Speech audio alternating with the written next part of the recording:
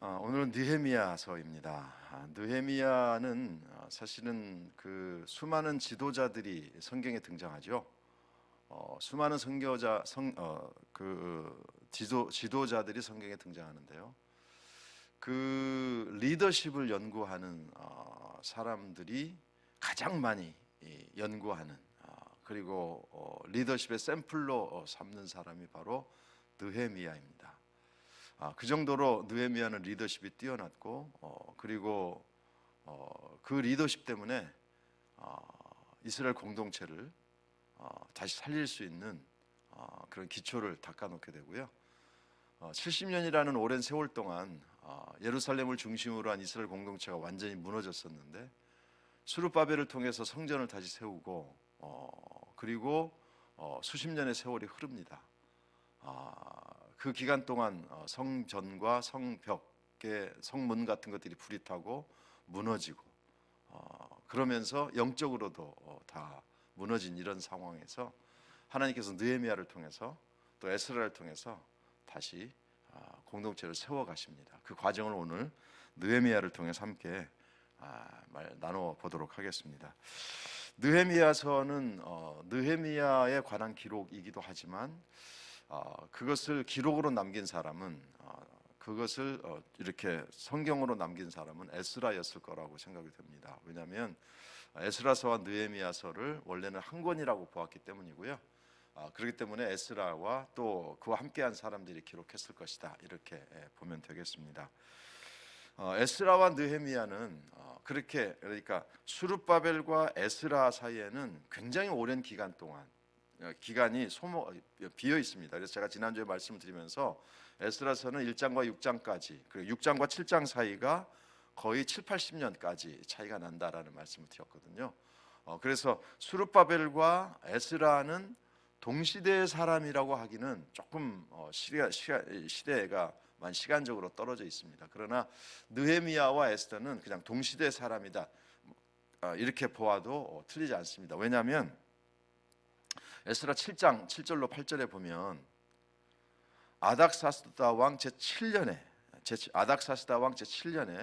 이스라엘 자손과 제사장들과 레위 사람들과 노래하는 자들과 문지기들과 느디님 사람들 중에 몇 사람이 예루살렘으로 올라올 때 이 에스라가 올라왔으니 왕의 제7년 다섯째 달이라 이렇게 되어 있지 않습니까? 이렇게 보면 아닥사스다 왕 제7년에 이스라엘 자손과 그래서 아닥사스다 왕 제7년에 올라왔다 이렇게 기록하고 있습니다. 자, 이제는 여러분 느헤미야서를 이제 펴시기 바랍니다. 느헤미야서를 펴시고요. 느헤미야 2장 1절로 가보시기 바랍니다. 성경을 펴시고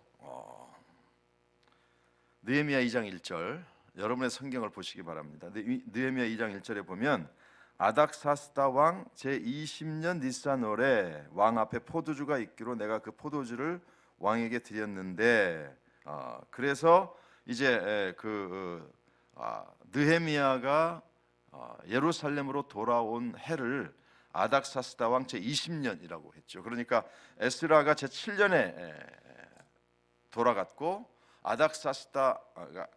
에스라가 아닥사스다 왕 제7년에 돌아갔고요. 그 다음에 느헤미야는 아닥사스다 왕 제20년에 돌아갔으니까 약 13년 정도의 차이가 있습니다. 그러다 보니까 결국 에스라와 느헤미야는 이제 동시대의 사람 또 이제 느헤미야서를 같이 보면 알겠습니다만 그 영적인 부흥을 일으킨 그 사람이 바로 이 에스라와 느헤미야였던 것을 우리가 볼 수 있게 됩니다. 느헤미야는 12년 동안 유다의 총독으로 있었습니다. 자, 느헤미야 5장 14절로 한번 가보시기 바랍니다. 느헤미야 5장 14절. 느헤미야 5장 14절을 펴시고요. 제가 읽겠습니다. 또한 유다 땅 총독으로 세움을 받은 때 곧 아닥사스다 왕 제20년부터 제32년까지 12년 동안은 나와 내 형제들이 총독의 녹을 먹지 아니하였느니라. 그래서 유다 땅 총독으로 세움을 받은 때 이렇게 되어 있지 않습니까? 그러니까 이 느헤미야는 총독으로 몇 년 동안 있었다고요? 12년 동안 일단 예루살렘에 있었다라고 여러분들이 보시면 되겠습니다. 그러니까 느헤미야가 다시 이제 1장으로 또 가보시면 2장으로 가시면 2장으로 다시 돌아가겠습니다. 2장 1절에 보면 아닥사스다 왕 제20년 니산월에 왕 앞에 포도주가 있기로 내가 그 포도주를 왕 앞에 드렸는데 이렇게 되어 있지 않습니까? 그러니까 예루살렘으로 왔을 때 총독의 신분으로 왔고 12년 동안 예루살렘에 거주하면서 여러 가지 일들을 담당했고요. 그렇게 총독으로 갈 수 있었던 이유가 무엇인가 하면 느헤미야는 아닥사스다 왕과 굉장히 가까운 사람이었던 것을 볼 수가 있습니다. 그래서 포도주를 왕 앞에 드렸다라고 한 것을 보면 이 느헤미야가 아닥사스다 왕에게 굉장히 신뢰받는 인물이었고 그래서 그 아닥사스다가 가고자 했을 때에 기쁨으로 보내주었고요. 그리고 총독으로 12년 동안 예루살렘에 거주하면서 그에게 맡겨진 많은 일들을 감당하게 됩니다. 그리고 자 이제 느헤미야 13장으로 또 한번 가보겠습니다. 느헤미야 13장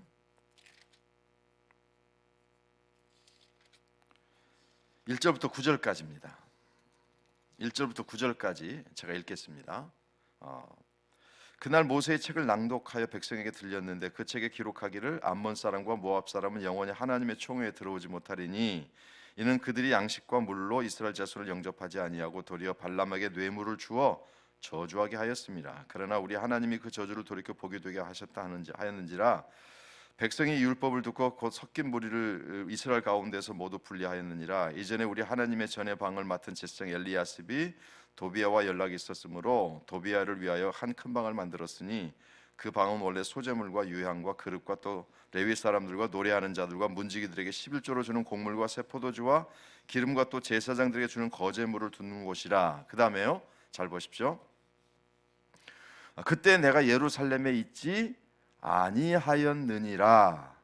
바벨론 왕 아닥사스다 32년에 내가 왕에게 나아갔다가 며칠 후에게 왕의 말미를 청하고 예루살렘에 이르러서야 엘리야십이 도비야를 위하여 하나님의 전 뜰에 방을 만든 악한 일을 안지라.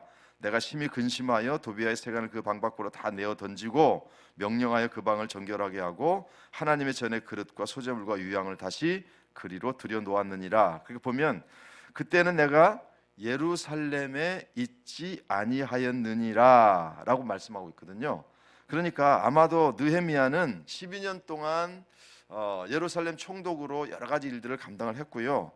몇 번인지는 사실은 정확하게 모르겠지만 예루살렘과 또 아닥사스다 왕이 있던 그곳을 왕래했던 것 같습니다. 그러니까 오늘 그 13장 그 9절에 보면 내가 아닥사스다 왕 그 바벨 그때는 내가 예루살렘에 있지 아니하였다라고 얘기하고 있는 것을 보면 이 느헤미야서가 기록되어 있는 모든 사건 동안 예루살렘에 있었던 것이 아니라 왔다 갔다 했던 그런 상황이었던 것으로 보이고요. 근데 몇 번씩 왔다 갔다 했는지는 사실은 잘 모르겠습니다. 그럼에도 불구하고 어쨌든 이런 일들을 감당했어요. 그러니까 아닥사스다 왕 제20년에 총독으로 파송이 되어서 12년 동안 여러 가지 일들을 감당했고요. 또 그 이후에 다시 돌아갔다가 예루살렘으로 오고 이런 과정이 간략하게 아까 이제 우리가 13장에서 보았습니다만은 기록이 돼 있지 않습니까? 그러다 보니까 이제 정확하게는 모르지만 하여튼 왔다 갔다 하면서 이 일들을 보았다. 예루살렘의 여러 가지 일들을 감당했다. 이렇게 보시면 되겠습니다. 느헤미야서는 1장과 6장에서는 1장부터 6장 사이에서는 느헤미야의 귀환과 성벽의 재건입니다. 그리고 7장은 포로 생활에서 돌아온 사람들의 명단이고, 그리고 8장부터 13장까지는 율법의 회복과 언약의 갱신 이렇게 봅니다. 영적 부흥이라고 보면 되죠. 그러니까 1장부터 13장까지가 있는데 1장부터 6장까지는 그 느헤미야의 귀환과 성벽의 재건, 또 성벽 재건하고 봉헌한 것 이렇게 보시면 되고요.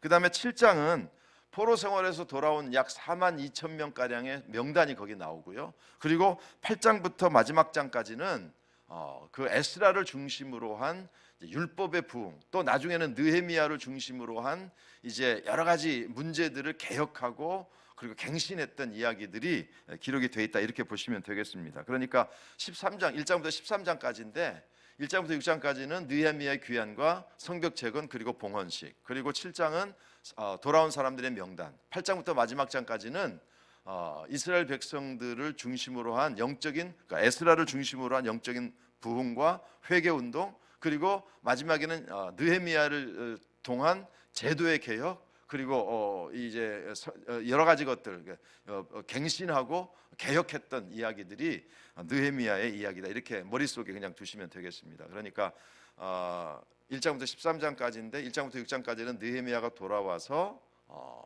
성벽을 다시 세우고 봉헌을 했다. 7장에는 돌아온 사람들의 명단이다. 8장부터 13장까지는 에스라와 느헤미야를 중심으로 한 영적인 부흥과 개혁 운동이다. 이렇게 머릿속에 두시면 느헤미야서가 머릿속에 정리가 되겠습니다. 자, 이제는 다시 이제 느헤미야 2장 1절로 돌아가시기 바랍니다. 느헤미야서를 이렇게 쭉 살펴가면서 느헤미야가 어떤 일들을 했는지 보시면 되겠고요.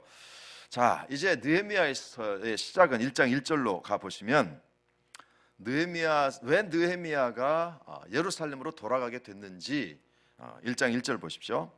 하가라의 아들 느헤미야의 말이라, 아닥사스다 왕 제20년 기슬루월에 내가 수산궁에 있는데 내 형제들 가운데 하나인 하나냐가 두어 사람과 함께 유다에서 내게 이르렀기로, 내가 그 사로잡힘을 면하고 남아있는 유다와 예루살렘 사람들의 형편을 물은즉 그들이 내게 이르되, 사로잡힘을 면하고 남아있는 자들이 그 지방 거기에서 큰 환난을 당하고 능욕을 받으며 예루살렘 성은 허물어지고 그 성문들은 불탔다 하는지라. 느헤미야가 왜 예루살렘으로 돌아갈 마음을 먹게 되었는가 하면, 칠정축 하나가 와가지고 뭐라고 이야기하는가 하면, 그 남아있는 사람들은 큰 환난을 당하고 능욕을 받고 예루살렘 성은 허물어지고 성문은 불이 탔다, 이런 이야기를 들은 거예요. 그래서 이 이야기를 듣고 느헤미야가 하나님 앞에 기도하면서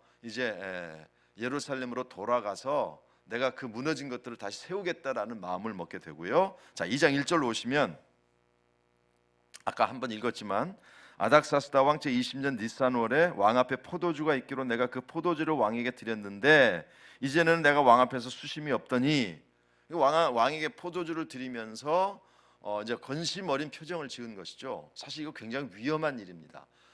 그런데 어쨌든 왕에게 신뢰를 받았기 때문에 너 도대체 왜 무슨 걱정이 있느냐라고 물어보니까 느헤미야가 예루살렘에 관한 모든 일들을 설명을 합니다.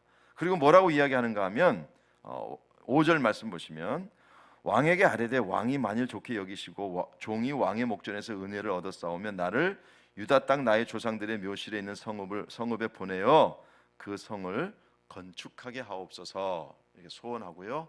또 아닥사스다 왕이 그것을 허락해 줍니다. 그래서 그냥 보내는 것이 아니라 9절 말씀 보시면, 군대 장관과 마병을 보내어 나와 함께 하게 하시기로 내가 강 서쪽에 있는 총독들에게 이르러 왕의 조서를 전하였더니, 그리고 11절에 보면 내가 예루살렘에 이르렀다, 이렇게 되어 있습니다. 그러니까 왕에게 예루살렘에 관한 것들을 설명하고 허락을 받아서 예루살렘에 가게 됩니다. 예루살렘에 가게 되는 순간 또 이제 사람들의 방해가 시작이 되죠. 예루살렘에 도착해서 사람들에게 이렇게 이야기합니다. 17절 말씀 보시면, 그들에게 이르기를 우리가 당한 공경은 너희도 보고 있는 바라, 예루살렘이 황폐하고 성문이 불탔으니 자, 예루살렘 성을 건축하여 다시 수치를 당하지 말자.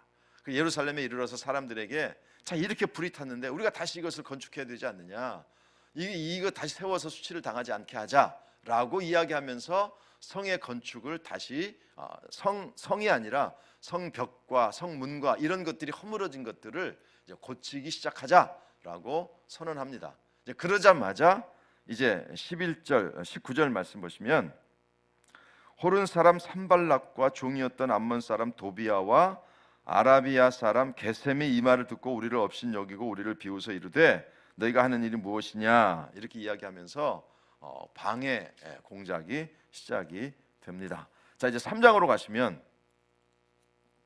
3장에 보면 그때 제사장 엘리야십이 그의 형제 제사장들과 함께 일어나 양문을 건축하고 성별하고 문짝을 달고 또 성벽을 건축하여 함께 망대에서부터 하늘 망대까지 성별하였고 그 다음은 여리고 사람들이 건축하였고. 그래서 여러분 3장을 쭉 보시면 3장을 꼭 읽어보시면 어떤 일들이 있는가 하면 그 느헤미야가 혼자 한 것이 아니고요, 여러 사람들이 이 성전이 아니죠, 성벽을 다시 고치고 성문을 달고 하는 일에 여러 사람들이 이제 동참했다라고 하는 것을 우리가 볼 수 있게 되고요.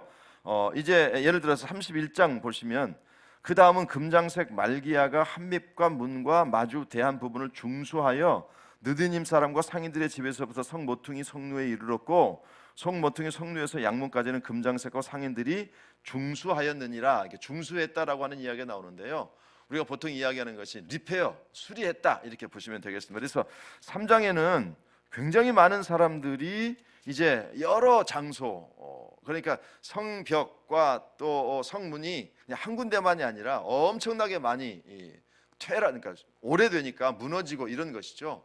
그런 것들을 함께 사람들이 이제 동참해서 이제 여러 가지 것들을 공사에 참여하게 됩니다. 그러자 이제 4장 1절로 가시면 산발랏이 우리가 성을 건축한다 함을 듣고 크게 분노하여 유다 사람들을 비웃으며 자기 형제들과 사마리아 군대 앞에서 말하되라고 이야기하면서 이제 그 본격적으로 이제 사람들이 나서서 성벽을 또는 성문을 고치고 또 이렇게 사람들이 참여하기 시작하니까 산발랏이라고 하는 사람이 이제 공격적으로 아주 그냥 적극적으로 이제 이 성전을 방해하기로 이제 시작합니다. 그런데 여기 보면 사마리아 군대라고 나오거든요. 그러니까 아마도 이 사람들이 굉장한 어떤 세력을 가지고 있었던 것이 분명하고요. 군대라고 표현할 정도로 이제 전투력, 그러니까 사람들을 그 느헤미야와 그 예루살렘에 있는 사람들을 무력으로 넘어뜨릴 수 있는 그런 힘을 가지고 있었던 사람이 분명하고요. 그래서 형제들과 사마리아 군대 앞에서 내가 이거를 가만두지 않겠다라고 이야기합니다. 그러다 보니까 이게 이제 굉장히 아주 긴박한 상황이 되는데요. 그때가 언젠가 하면 6절 말씀 보시면 이에 우리가 성을 건축하여 전부가 연결되고 높이가 절반에 이르렀으니 이는 백성의 마음 들여 일을 시작하였음이니라. 그러니까 이제 3장에 여러 사람들이 함께 동참하지 않습니까? 근데 그게 이제 하루아침에 일어날 일은 아니고요, 여러 날들이 필요가 되는데 반쯤 이제 그 높이가 절반쯤에 이르렀을 때에 이 산발랏과 그 사람들이 이 본격적으로 공격을 하기 시작하고 이제 겁을 주기 시작합니다. 그래서 정말 너희들이 뭐 이렇게 할 거냐 뭐 이렇게 이야기하면서 가만두지 않겠다라고 이야기해요. 그래서 9절 말씀 보시면 7절 말씀 보시면 산발락과 도비아와 아라비아 사람과 암몬 사람들과 아스돗 사람들이, 그러니까 굉장히 주변에 있는 그 이방 사람들이 이제 연합을 한 거죠. 예루살렘 성의 중수대 그 허물어진 틈이 메꾸어져 간다함을 듣고 심히 분노하여 다 함께 꾀하기를 예루살렘으로 가서 치고 그것을 요란하게 하자 이렇게 이야기한 거죠. 그러니까 이 사람들이 말로만 이제 하는 것이 아니라 산발랏뿐만 아니라 사마리아 군대, 그러니까 그 주변에 있는 이방 사람들이 힘을 합쳐서 이제 가자, 무력으로 가서 내버려 두면 안 된다라고 하는 이야기가 들려온 것이죠. 그래서 이제 9절 말씀 보시면 우리가 하나님께 기도하며 그들로 말미암아 파수꾼을 두어 주야로 방비하였는데 이렇게 이야기합니다. 그러니까 이게 공사도 해야 되고 또 그 사람들의 공격에 대비도 해야 되고, 그러니까 굉장히 어렵고 힘든 상황이 됩니다.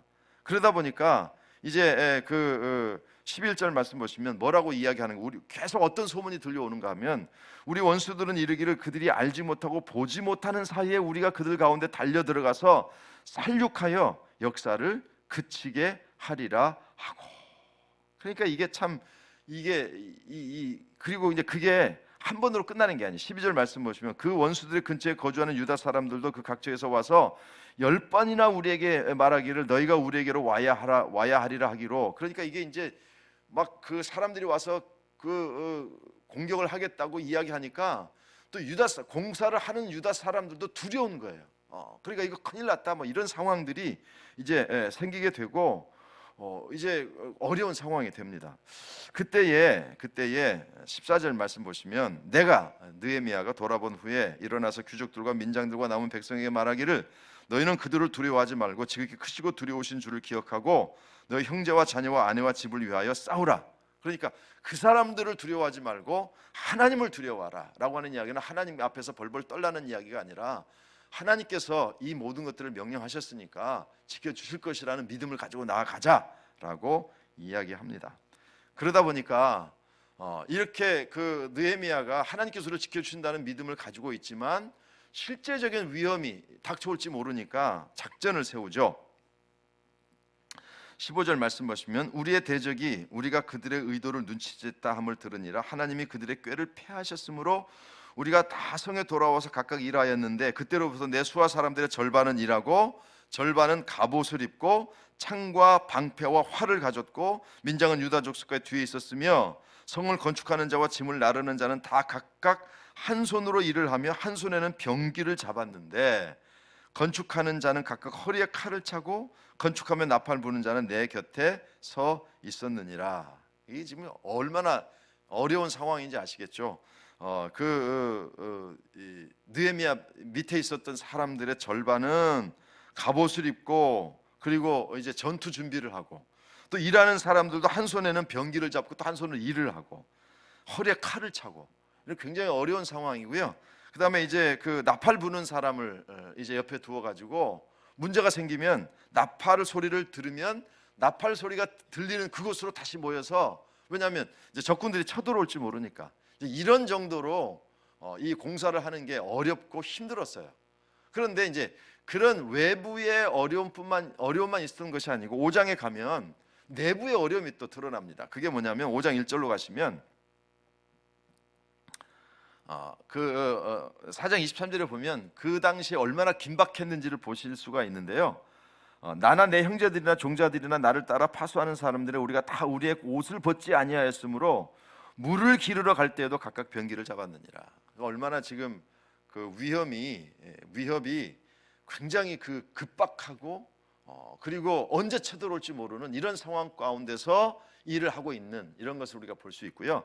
그게 이제 외부의 공격이고 외부의 문제라면 5장에 보면 내부의 문제가 또 생깁니다.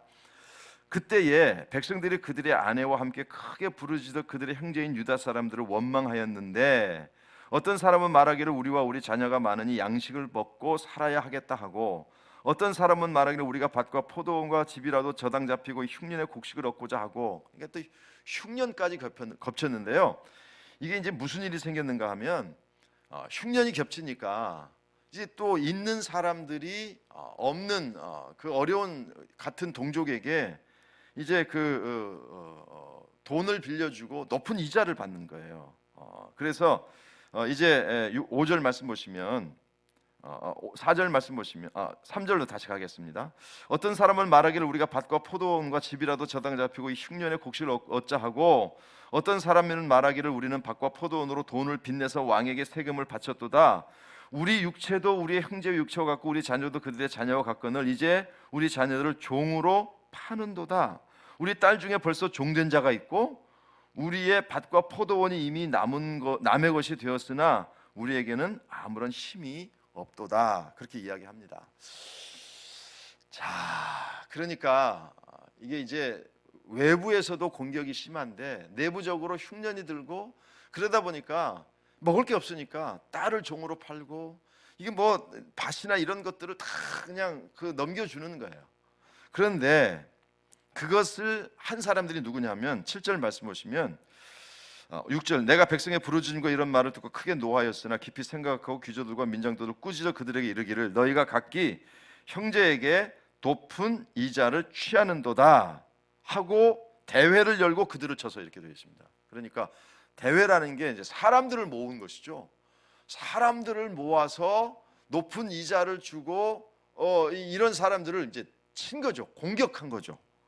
어떤 이 느헤미야가 대단한 사람입니다. 그래서 8절에 보면 그들에게 이르기를 우리는 이방인의 손에 팔린 우리 형제 유다 사람들을 우리의 힘을 다하여 도로 찾았거늘 너희는 너희 형제를 팔고자 하느냐 더구나 우리 손에 팔리게 하겠느냐 하고 이렇게 야단을 치는 거죠. 이게 무슨 말인가 하면 야 우리도 포로됐다가 돌아온 사람들이잖아. 그런데 너희들이 또 우리 동족을 포로같이 종으로 만들어? 이럴 수는 없다. 막 그냥 야단을 치고요.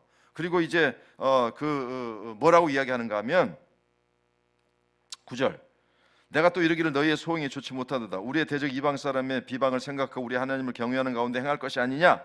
나와 내 형제와 종자들도 역시 돈과 양식을 백성에 구워 주었거니와 우리가 그 이자를 받기를 그치자. 그런즉 너희는 그들에게 오늘이라도 그들의 밭과 포도원과 가늠을 짐이며 너희가 구워준 돈이나 양식이나 새 포도주나 기름의 100분의 1을 돌려보내라. 돌려보내라는 거예요. 그랬더니 놀라운 일이 일어납니다. 12절에 그들이 말하기를 우리가 당신의 말씀대로 행하여 돌려보내고 그들에게서 아무것도 요구하지 아니하리이다. 여러분 이건요 대단한 일입니다. 보세요. 어려움을 겪으니까 돈을 빌려주고 그 대신 돈을 못 갚으니까 딸을 종으로 데려가기도 하고 뭐 이런 상황이 생긴 거죠. 그래도 이제 먹을 것이 없으니까 있는 사람이 높은 이자를 주고 돈을 빌려줬거든요. 그러니까 이게 이제 그 느헤미야가 이럴 수는 없다. 화를 내면서 그냥 개인적으로 얘기한 것도 아니고 대회를 모여 사람들을 모아놓고 막 야단을 치는 거예요. 그랬더니 이 사람들이 우리가 잘못했습니다.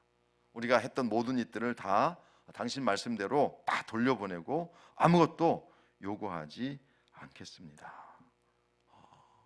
그런데 이게 느헤미야가 사람들에게만 요구한 게 아니에요. 느헤미야가 어떤 사람인가 하면요 14절 말씀 보시면 내가 또한 유다 땅 총독으로 세움을 받을 때 곧 아닥사스다 왕 제12년부터 제32년까지 12년 동안은 나와 내 형제들이 총독의 녹을 먹지 아니하였느니라.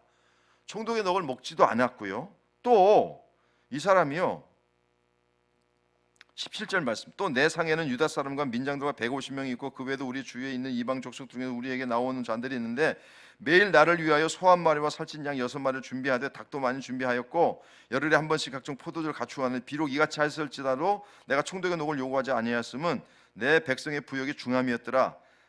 그러니까 이게 느헤미야도 희생을 한 거예요. 그러니까 이게 참 대단한 사람입니다. 그래서 외적인 문제도 힘들었지만 내적인 문제도 아름답게 이제 마무리가 됩니다. 이제 다시 6장으로 가면 다시 외부의 공격에 관한 이야기가 나오거든요. 6장 1절 산발락과 도비아와 아라비아 사람 겟셈과 그 나머지 우리 원수들이 내가 성벽을 건축하여 허물어진 틈을 남기지 아니하였다함을 듣고 그때 내가 아직 성문의 문짝을 달지 못하였던 때라. 그리고 이제 그 성벽 무너진 틈들은 다 이제 메우고 그리고 성정 문짝을 달지 못했는데 그 이제 주변에 이제 그 방해를 하는 사람들이 작전을 바꾼 거예요. 왜냐하면 무력으로 쳐들어오려고 했지만 그 느헤미야와 그 사람들이 그 있는 사람들이 다 이제 무장하고 파수꾼을 세우고 뭐 이렇게 준비하고 있으니까 야 이거 무력으로 안 되겠다라는 생각이 들어서 작전을 세우죠. 그게 뭐냐면 2절 6장 2절 산발락과 게셈이 내게 사람을 보내 이르기를 오라 우리가 오노 평지 한촌에서 서로 만나자. 그래서 이제 만나서 우리 잘 얘기해보자 이렇게 이야기하는 거예요. 근데 이게 그 사람들이 짜낸 계책이죠. 그래서 그쪽으로 가면 느헤미야를 잡아서 어떻게 포로로 만들든지 어떻게 뭐 죽이든지 이런 계략을 세운 것입니다. 그런데 느헤미야가 거기에 응하지를 않아요. 그러니까 이게 이제 한 번으로 끝나지 않고 내가 가기지 않겠다라고 이야기하니까 4절 그들이 4번이나 이같이 내게 사람을 보내도 나는 똑같이 대답하였더니 산발랏이 5번째는 그 종자의 손에 봉하지 않은 편지를 들려 내게 보냈는데 그렇게 이야기하면서 이제 내가 와라 그렇게 이야기해요. 그래서 7절 끝에 보면 이제 오라 함께 의논하자 하기로 내가 사람을 보내어 이르기를 내가 나는 거기 가지 않겠다 이렇게 이야기하니까 이제 그 계책을 이제 따르지 않고 느헤미야가 이게 나를 잡으려고 하는, 나를 죽이려고 하는 계책이라는 사실을 알고 그렇게 하지 않습니다.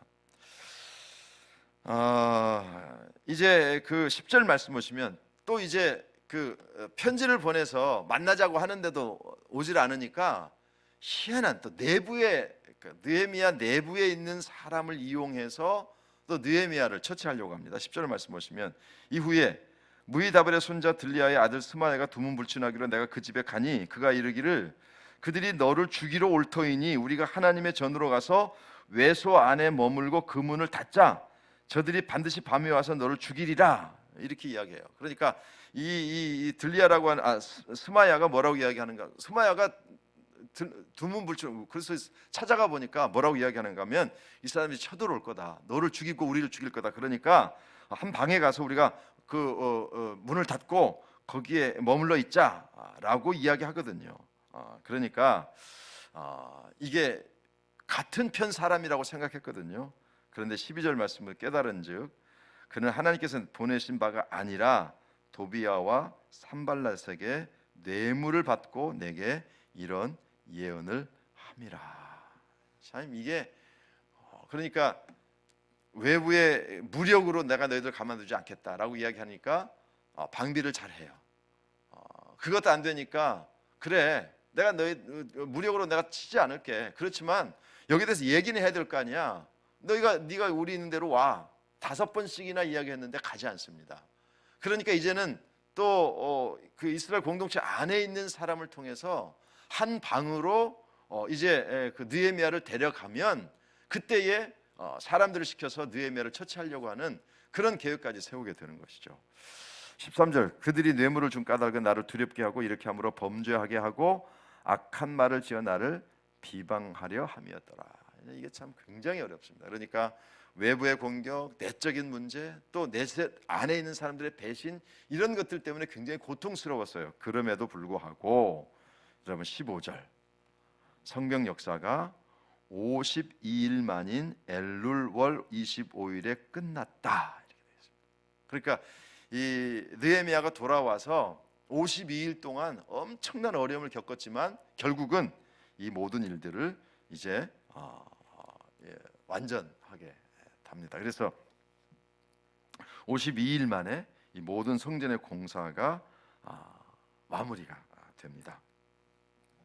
7장 1절 성벽이 건축됨에 문짝을 달고 노래하는 자들과 레위 사람들을 세운 후에 이렇게 이제 그 노래하는 자들과 레위 사람 세우고요.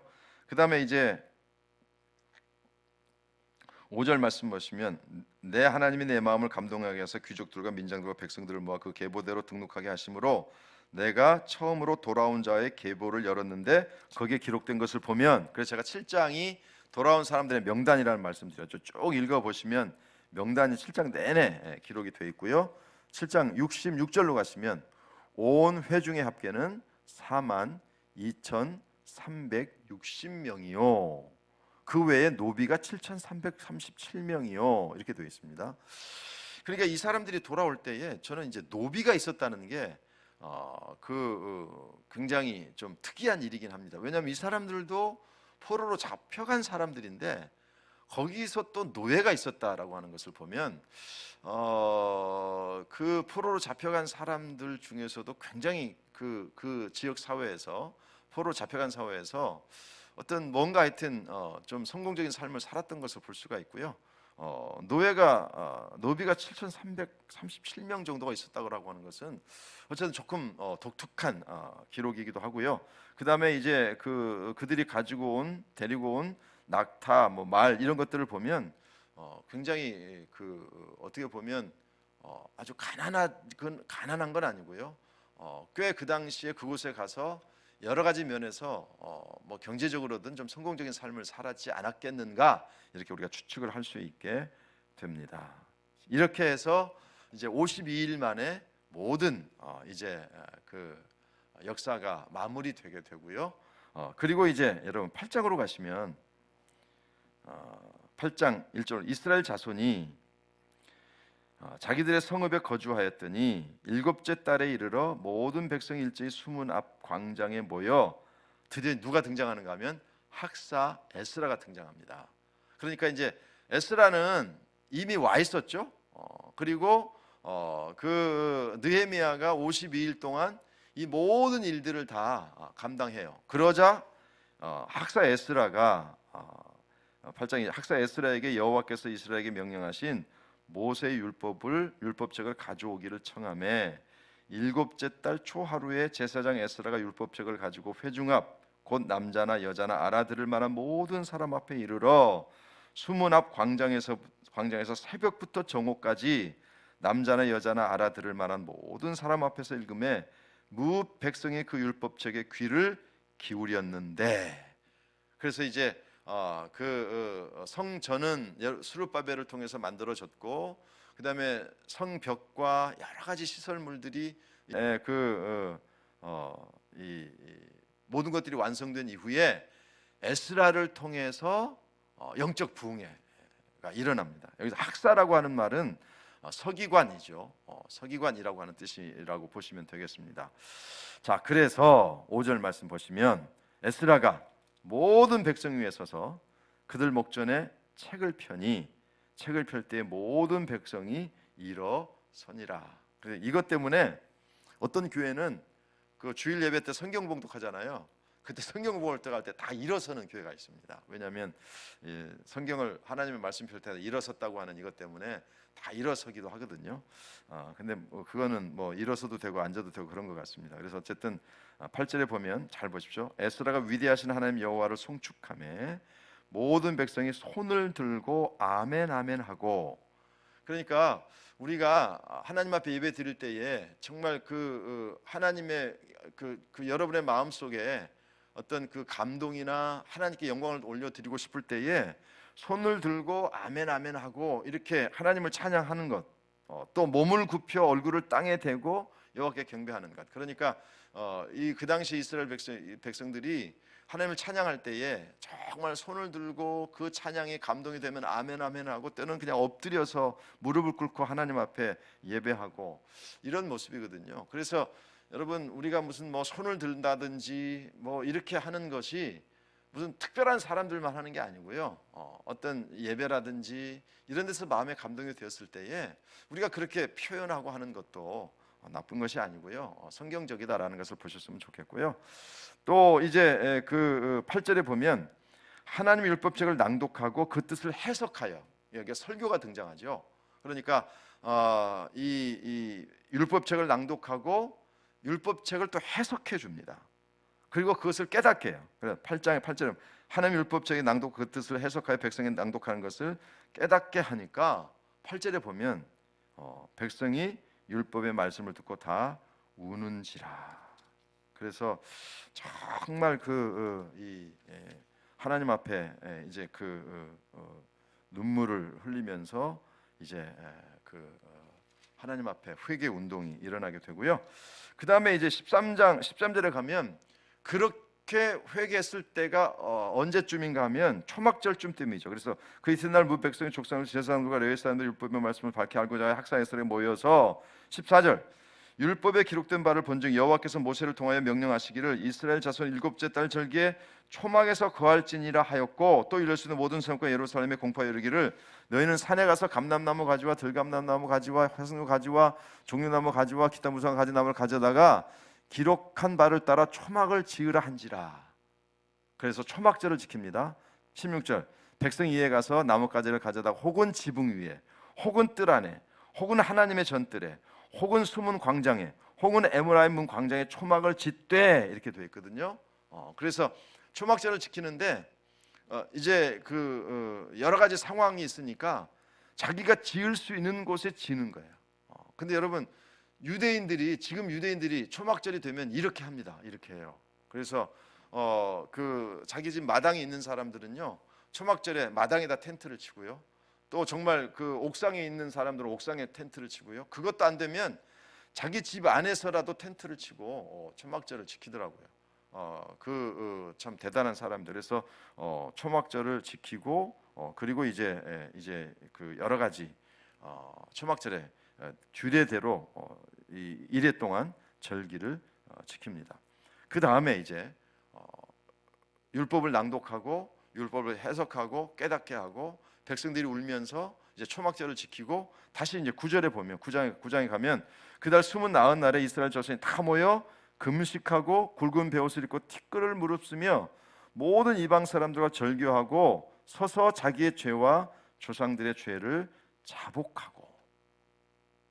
그러니까 우는 것으로 끝나지 않고요, 금식하면서 자기의 죄를 자백하고 그리고 자신의 삶을 돌이키려고 하는 그러한 마음을 갖습니다.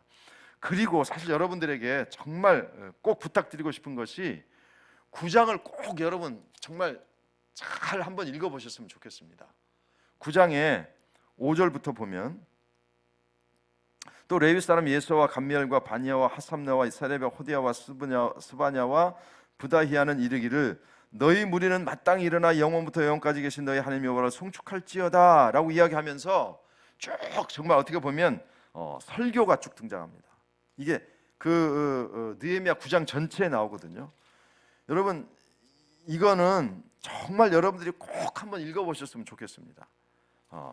오늘 가시기 전에 9장에 있는 이 말씀을 지금 여기서 함께 읽고 싶지만 뭐 굉장히 길거든요. 꼭 여러분들이 한번 읽어보시면 좋겠습니다. 이 읽으면 두 번의 그러나가 나오는데요. 17절 여러분 꼭 읽어보시길 바랍니다. 17절을 말씀 보시면 그들과 거역하며 주께서 그들 가운데서 행하신 기사를 기억하지 아니하고 목을 굳게 하며 패역하며 스스로 한 우두머리를 세우고 종되었던 땅으로 돌아가고자 하였으나 그러나 주께서는 용서하시는 하나님이시라. 은혜로우시며 긍휼히 여기시며 더디 노하시며 인자가 풍부하심으로 그들을 버리지 아니하였도다. 여러분 꼭 한번 읽어보십시오. 그렇게 배신하고 그렇게 하나님의 마음을 아프게 했음에도 불구하고 그들을 버리지 아니하셨다.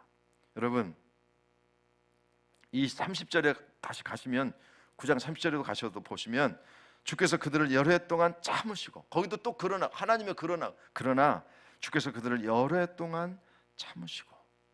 여러분 9장을 꼭 읽어보십시오. 그래서 이 말씀 가운데 이게 참 엄청난 회개의 역사가 일어나고요, 이 말씀을 듣고 이 말씀대로 살겠습니다라고 결심해요.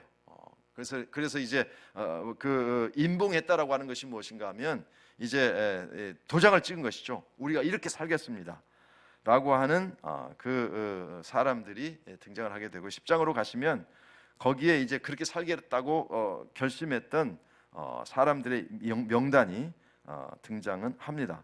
10장 28절로부터 보면 그래서 그 남은 백성과 제사장과 레위 사람들과 문지기 들고 노래하는 자들과 늦임살과 이방 사람 및 이방 사람과 절교하고 이게 제가 지난주에도 말씀드렸지만 이제 이방 여인들과 결혼을 했거든요. 그래서 자식이 생겼는데 이제 이 모든 자녀들을 이제 돌려보내겠다라고 결심을 하게 되고요. 그리고 이제 11장에 보면 그 주변에 살던 사람들의 명단이 나옵니다. 11장 12장까지 12장 26절까지 왜 이 명단이 들어가 있는지 잘 모르겠습니다만은 예루살렘 주변에 거주했던 사람들의 이름이 거기에 기록돼 11장부터 12장 26절까지 기록이 되어 있습니다. 그리고 여러분 12장 27절을 보면 예루살렘 성벽을 봉헌하게 되니 이렇게 되어 있어요. 그러니까 예루살렘 성벽을 52일 만에 완성하고요, 그걸로 그냥 끝나지 않고 에스라와 함께 영적 부흥 운동을 일으킵니다. 말씀을 가르쳐주고 그리고 사람이 울면서 회개하고 초막절을 지키고 그리고 또 백성들에게 이제 회개하는 우는 것으로 끝나지 않고 결단하게 하고 이방 여인들과 결혼했던 사람들에게 이제 절교하게 하고 이런 일들이 지속된 이후에 그래서 12장 27절로 가면 예루살렘 성벽을 봉헌하게 합니다. 참 이게 이 대단한 봉헌식을 하게 되는데요. 이제 봉헌을 하는 게 좀 특이해요. 보시면 12장 27절 말씀 보시면 예루살렘 성벽을 봉헌하게 되니 각 처에서 레위 사람들을 찾아 예루살렘으로 데려다 감사하며 노래하며 재금을 치며 비파와 수금을 타며 즐거이 봉헌식을 행하려 하매 이에 노래하는 자들이 예루살렘 사방들과 느도바 사람의 마을에 모여들고 그 사방에서 모여들어요. 그리고 30절에 보면 재미있는 표현이 나옵니다. 제사장들과 레위 사람들이 몸을 청결하게 하고 또 백성과 성문과 성벽을 정결하게 하니라 이렇게 되어 있습니다. 그래서 이 성전 정결 기도가 여러분의 가정도 이게 조금 적용을 하자면 이게 성벽 자체가 뭐 거룩한 건 아니거든요. 그럼에도 불구하고 정결하게 했다라고 이야기합니다. 왜냐하면 그것은 하나님께 드렸다라고 하는 의미거든요. 그래서 우리 이 교회도 또는 이 가정에서도 뭐 가정 정결 기도 뭐 이런 것들이 필요하다라고 보시면 되겠습니다. 어쨌든 그래서 12장에 이 봉헌식을 하나님께 드리는 찬양과 함께 모든 일들이 이제 이루어지게 됩니다. 그리고 이제 13장에 가면 그날 모세책을 낭독하여 백성에게 돌렸는데 그 책에 기록하기를 암몬 사람과 모압 사람은 영원히 하나님의 총회에 들어오지 못하게 된다라고 되어 있거든요. 그래서 이와 연결된 모든 사람들을 돌려 보내게 됩니다. 그리고 이제 13장에서는 이제 개혁, 제도의 개혁이죠. 제도의 개혁. 10절로 가시면 내가 또 알아본즉 레위 사람들이 받을 몫을 주지 아니하였으므로 그 직무를 행하는 레위 사람들과 노래하는 자들이 각기 자기 밭으로 도망가. 레위 사람들은 원래 그 일반 사람들의 11조를 가지고 성전의 일을 해야 되는데 그걸 주지 않으니까 자기 일을 하게 되는 거예요. 그래서 제도를 개혁해서 그렇게 하면 안 돼. 레위 사람들한 11조를 드려. 그래서 이 제도가 정착이 되고요. 또 15절부터 보면 안식일을 또 범하는 거예요. 안식일에 사람들이 와서 물건을 파니까 또 이스라엘 사람들이 안식일을 범하면서 그 물건을 사요. 그래서 19절 말씀 보시면 15절 일단 보시면 그때 내가 본 적 유다에서 어떤 사람이 안식일에 술틀을 밟고 그러니까 안식일을 범하고 있는 것이죠. 19절 안식일 전 예루살렘 성문이 어두워갈 때 내가 성문을 닫고 그래서 성문을 닫고 열어주질 않아요. 그래도 이제 사람들이 오고 가니까 그 안식일에 문을 닫아버리니까 결국 안식일에 장사하는 사람들이 들어오지 못하게 되고 안식일을 준수하게 만듭니다. 23절 그때 내가 또 본즉 유다 사람이 아스돗과 암몬과 모압 여인을 맞아 아내로 삼았는데 그들의 자녀가 아스돗 방언을 절반쯤 하여도 유다 방언은 못하니 뭐 이래가지고 이제 그냥 난리가 나죠. 그러니까 유다 언어는 못하는데 이방 언어는 하는 것이죠. 그때에 굉장히 중요한 교훈을 하나 합니다. 교훈을 하나 해요. 26절 또 이르기를 옛적에 이스라엘 왕 솔로몬이 이 일로 범죄하지 아니하였느냐. 솔로몬의 범죄를 여기서 이야기해요. 왜냐하면 이방 여인과 섞인 것에 대해서 솔로몬이 범죄했다라고 이야기합니다. 그는 많은 나라 중에 비길 왕이 없이 하나님의 사랑을 입은 자라 하나님이 그를 왕으로 삼아 온 이스라엘을 다스리게 하였으나 이방 여인이 그를 범죄하게 하였나니 이렇게 되어 있습니다. 그래서 이 느헤미야서에 와서는 솔로몬이 범죄한 것 이렇게 아주 단정을 짓죠. 그래서 이제 이 모든 것들을 다 끊어버리도록 하는 것입니다. 그래서 그게 이제 13장으로 끝나게 돼요. 이게 이제 느헤미야의 내용입니다. 이제 함께 느헤미야 내용을 보았습니다만은 자세히 한번 꼭 읽어보시기를 부탁을 드리고요. 우리가 이제 시간이 거의 다 됐습니다만은 꼭 살펴보아야 될 부분이 있습니다. 다시 느헤미야 1장으로 가시기를 바랍니다. 느헤미야 1장으로 가시면 1장 1절 하갈의 아들 느헤미야의 말이라 아닥사스다 왕 제20년 기슬루월에 기슬루월이라고 하는 달에 하나냐의 이야기를 듣고 하나님 앞에 이제 기도하기 시작합니다. 1장 4절 내가 이 말을 듣고 앉아서 울고 수일 동안 슬퍼하며 하나님 앞에서 금식하며 기도하며 그래서 기도를 시작해요. 근데 기도를 어느 정도 하는가 하면 2장 1절로 다시 가시면 아닥사스다 왕 제20년 니산월에 왕 앞에 포도주가 있기로 그렇게 되어 있습니다. 그러니까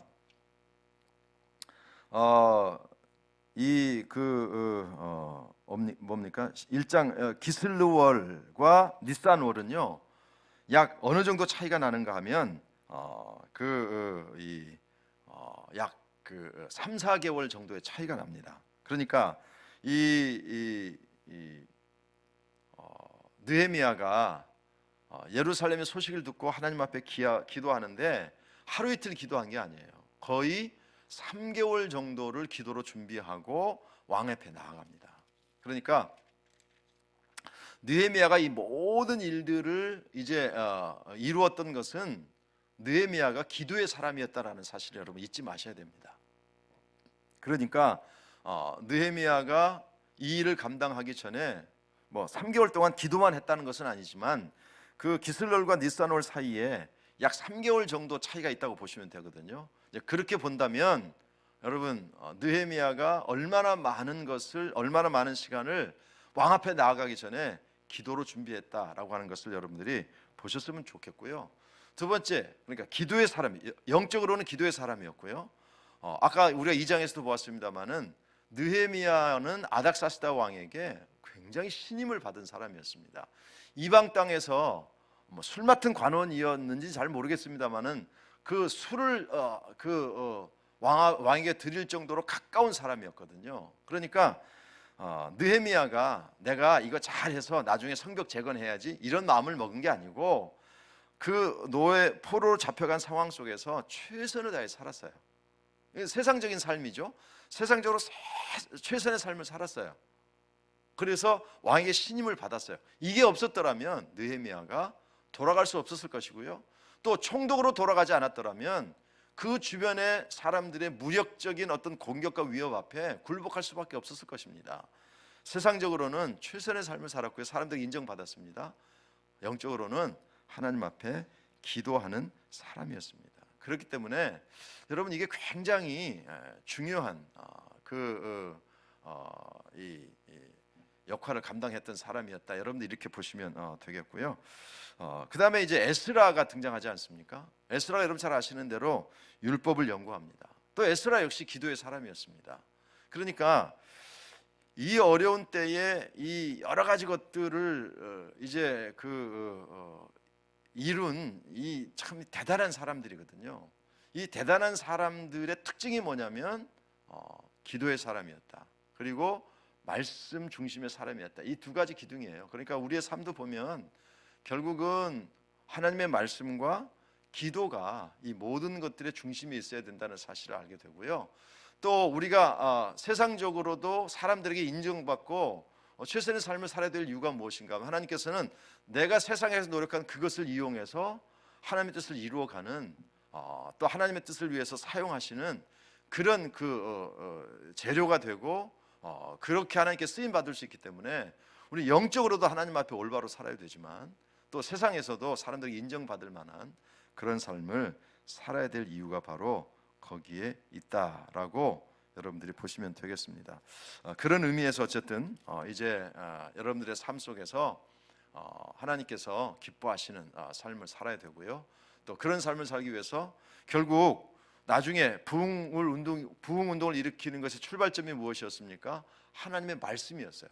하나님의 말씀이었고 그리고 기도였고 이 사실 여러분들이 꼭 잊지 않으셨으면 좋겠습니다. 느헤미야서를 다시 한번 간단하게 정리하면 느헤미야 1장부터 6장까지는 느헤미야가 돌아와서 성벽을 재건한 52일 동안 있었던 일이라고 보시면 되겠습니다. 7장에는 포로에서 돌아온 사람들의 명단이고요. 그 다음 8장부터 13장까지는 느헤미야가 에스라와 함께 율법을 읽고 회개운동을 일으키고 제도를 개혁하는 부흥의 운동이었다. 이렇게 여러분들이 보시면 되겠고요. 성벽과 성문은 52일 동안 공사를 완성했고요.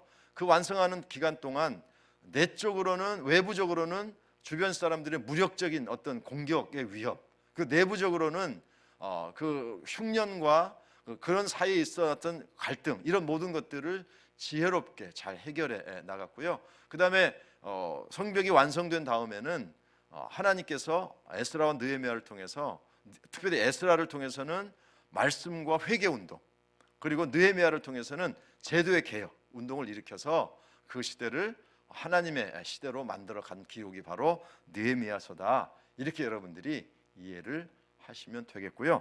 다시 한번 부탁드리지만 여러분 오늘 가기 전에 9장은 꼭 한번 읽어보셨으면 좋겠습니다.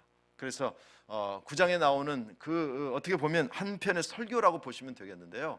정말 이 설교를 꼭 한번 읽어보시고 하나님께서 그 9장 속에서 주시는 그런 아름다운 그 내게 주시는 말씀을 여러분들이 꼭 들으실 수 있으면 좋겠습니다. 이 시대에 필요한 사람이 느헤미야고요, 이 시대에 필요한 사람이 에스라입니다.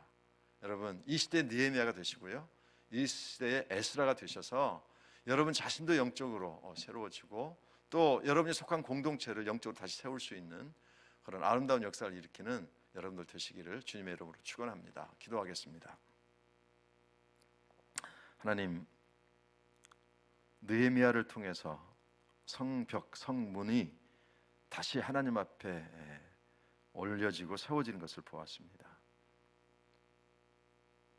외부의 지속적인 공격과 압박, 거기에 굴하지 않고 내적인 문제도 지혜롭게 잘 해결해 나가면서 결국은 성벽과 성문을 하나님 앞에 올려드리는 봉헌식을 거행했습니다.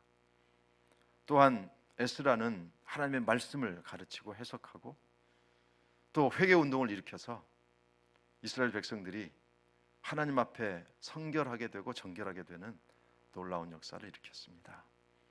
아버지, 이 시대에 하나님께서 우리에게 원하시는 것이 느헤미야처럼 그리고 에스라처럼 살기를 원하시는 줄로 믿습니다. 하나님의 말씀으로 돌아가게 하시고 기도의 사람으로 돌아가게 하셔서 내가 하나님께서 보실 때에 아름답게 쓰임받을 수 있는 존재가 되게 하시고 나로 인해 내가 속한 공동체가, 가족이, 교회가 하나님 앞에 온전하게 변화되는 역사에 그렇게 쓰임받는 우리 한 사람 한 사람이 될 수 있도록 역사하여 주시옵소서. 여러 가지 어려운 상황 속에 우리가 신앙생활하고 있습니다. 그러나 느헤미야처럼 살면, 에스라처럼 살면 하나님의 역사가 반드시 나타날 줄로 믿습니다.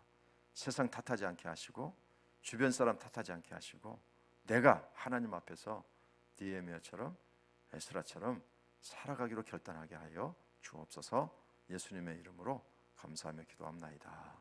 아멘.